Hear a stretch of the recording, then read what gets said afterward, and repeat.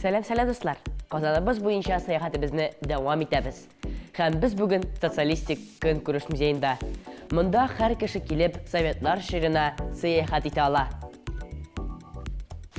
Кирпич стена, шуен батареялар. Булар барысы да коммуналь фатирны хәтерләтә. Безнең илебез Россия Федерациясе кайчандыр Советлар Союзы дип аталучы зур илнең бер өлеше, бер республикасы булганын барыгыз да беләсездер инде. Россия Федерациясе ул вакытта РСФСР дип аталган. Татарстан Республикасы ТССР, Татарстан автономияле Совет Социалистик Республикасы. Ул РСФСРның бер өлеше булган. 2020 елда ТССРның төзелүенә 100 ел булачагын барыгыз да беләсездер инде.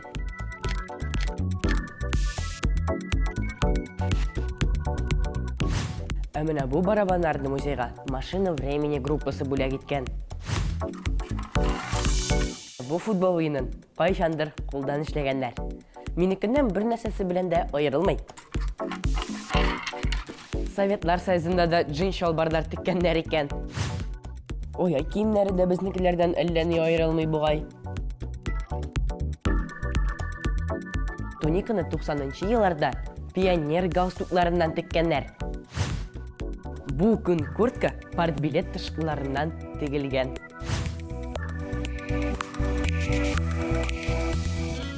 Музей берничә өлешкә бүленгән. Менә монысы рок-н-ролл залы.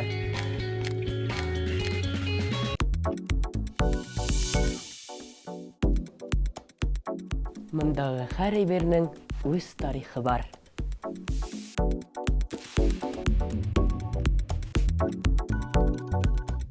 Бер 1980 елда Мәскәүдә җәйге олимпиада үтә. Һәм аның талисманы аю белән монда танышып була.